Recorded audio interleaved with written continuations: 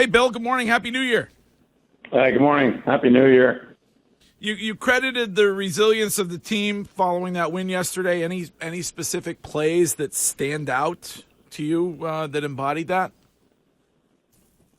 No, I think I was really referring more to just the whole approach to the week and the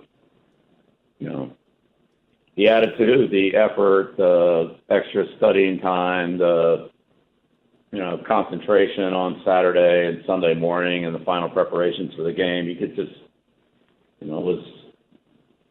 everybody just poured everything they had into it, and that's what we need to do, and that's what it'll be this week too.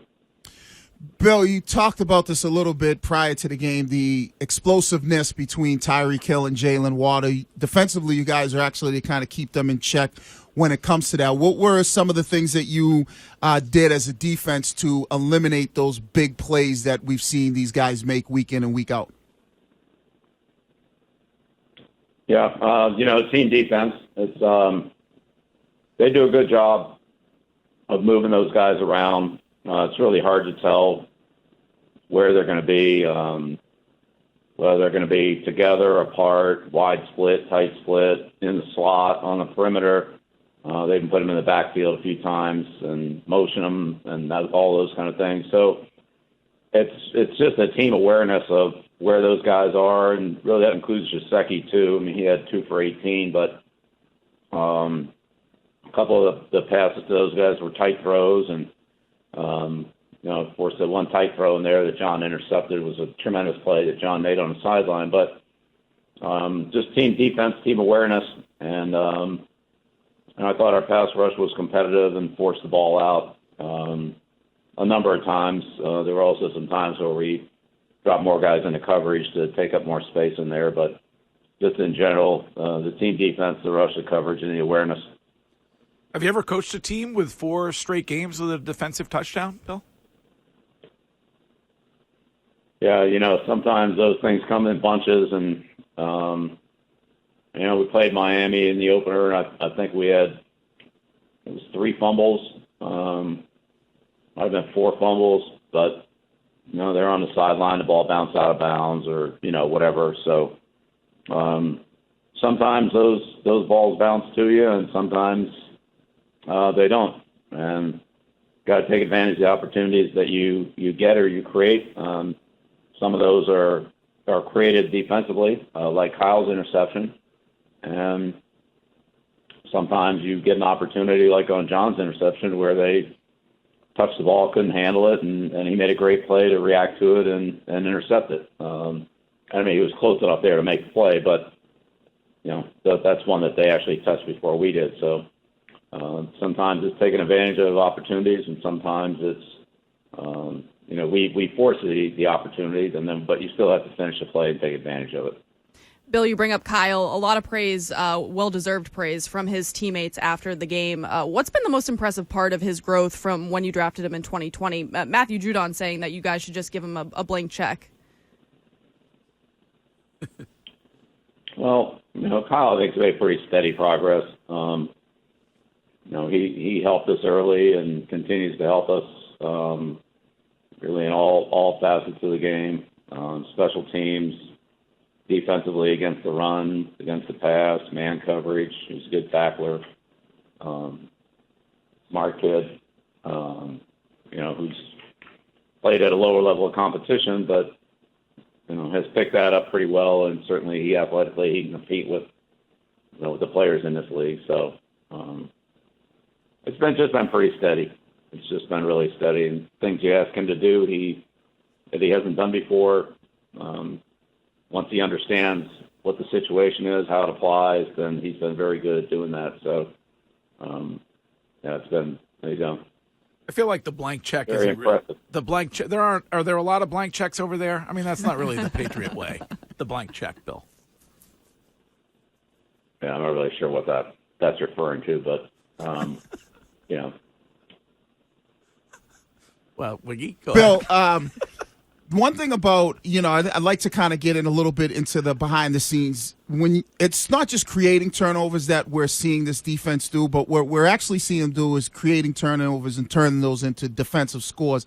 How much goes into, coaching these guys? Okay, we want to create turnovers, but then if we do have the opportunity, you've seen 2 interceptions in the past couple of weeks of catch and run, to making plays which lead to defensive scores. How much of that goes into the practice time where guys are actually turning the ball over and then trying to ultimately make, big plays into defensive scores?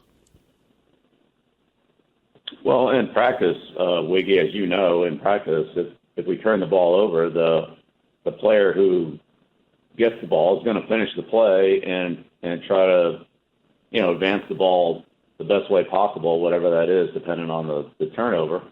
And the other players on defense are going to quickly go on offense and react to the turnover and become blockers and try to help the guy with the ball, get into some space.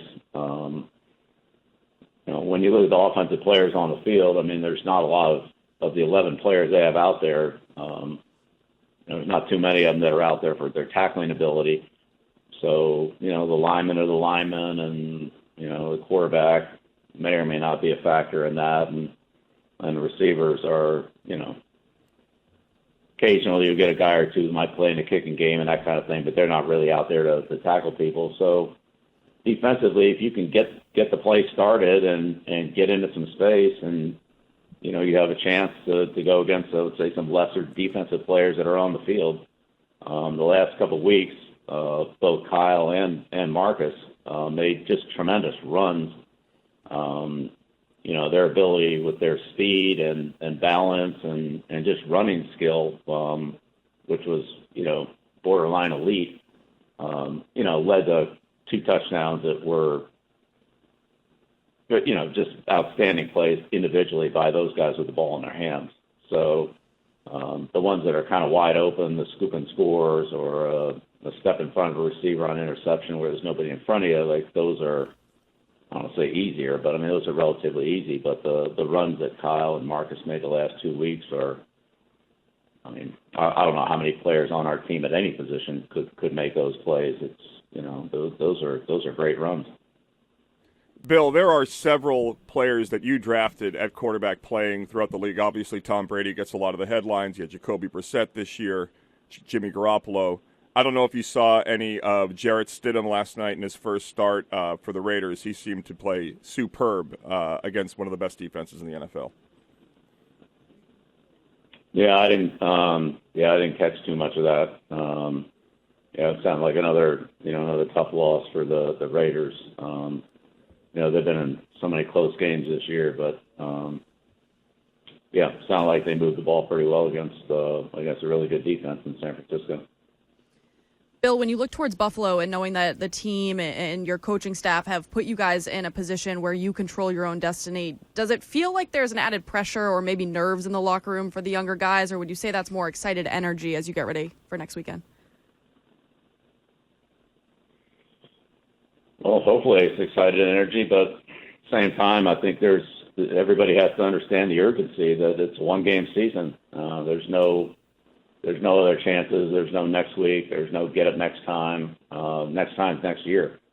So we need to win this week. We need to play our best game this week, and that's what we're all going to prepare to do. Players, coaches, and everybody involved is to put our best out there. Against a team that's one of the top, if not the top team in the AFC. So we know how good they are and how good the quarterback is, how good their team is. They're a well-balanced team. They're well-coached. They haven't lost many games here in the last couple of years. They're pretty consistent and they have a lot of stability, and we're gonna have our work cut out for us. We understand that, but it's a great challenge, but it's a great opportunity. So I think that's the way everybody's looking at it. Bill, Burt Breer has reported that Robert Kraft may be unhappy with certain aspects of the offense and how it's constituted. Have you had any conversations with Mr. Kraft about the offense right now and maybe kind of the direction this team is currently going in? Yeah, right now we're focused on Buffalo. That's what we're focused on. And I know he is. We are. Everybody in the organization is. So that's what we're going to spend our time on this week, and that's what we're going to do as a team. We're going to prepare as well as we can for Buffalo. And like I said, our goal is to go up there and play and coach our best game. Bill, last time you guys played Buffalo, watching that game, I felt like you did a good job defensively. There was a couple plays that Josh Allen's able to make where he created running towards the sideline, he throws the ball back in for a touchdown. How important is that you got to make sure that defensively, especially up front, you're able to keep him in the pocket, and then when he does break containment, making sure that the cornerbacks do their best job as they can, plastering the receivers so he's not able to take advantage and make those type of plays by extending and throwing on the run? Right. Well, that's a big part of playing against a quarterback like that. If you rush 4 players, there's 6 gaps to cover. I mean, that's a lot of space in there. So there's going to be some space, and the more guys you blitz, then the more space you expose in the secondary. So, either way, it's a problem. But it comes down to team defense and team execution, and there's going to be plays that he's going to get out on. They happen in every game, and there are going to be plays that he doesn't get out on where you're going to have good coverage on the receivers, and he's going to throw it from the pocket, and we're going to have to stop the running game and the tight ends, the receivers, and they have different receivers, different plays, and different ways of attacking the defense. So they do a good job. They're well balanced. They have good players, and they present a lot of different challenges.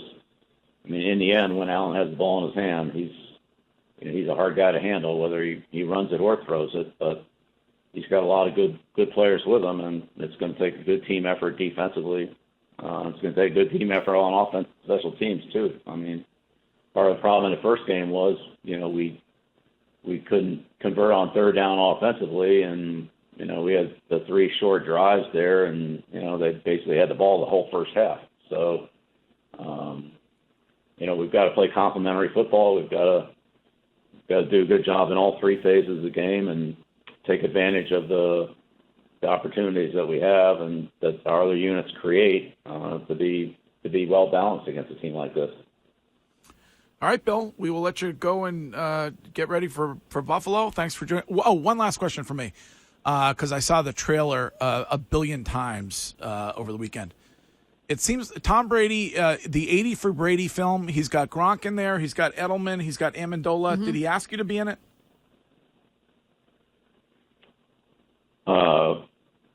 Yeah, I'll leave that to Tom. I'm not going to get involved in anything that he does. I think that's whatever comments there are to be made, they should be made by him, not by somebody else. Okay. But thanks for asking. I could see De Niro playing. Oh, Bill. that'd be a No, good... Bill would play himself. All those guys, okay. Yeah, I mean, I feel like that. Right. I feel like you should be in the film, Bill. That's just me, my own personal opinion.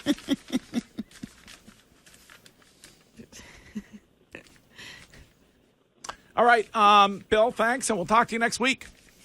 All right, great. Sounds good. Thank you. All right, there's Bill Belichick. Maybe he didn't want to give away any spoilers. Maybe he's actually in the film. Yeah, maybe he's in it. It's a surprise. An Easter egg? Wow. Is there anything that, by the way, is there anything that looks like a worst film in the history of movie making than that? Shut your mouth when you're talking about him. What demographic outside of Chris Curtis does that target? Yeah. I just don't get it. Older women. Oh, Yeah. my God. I have to take a shower.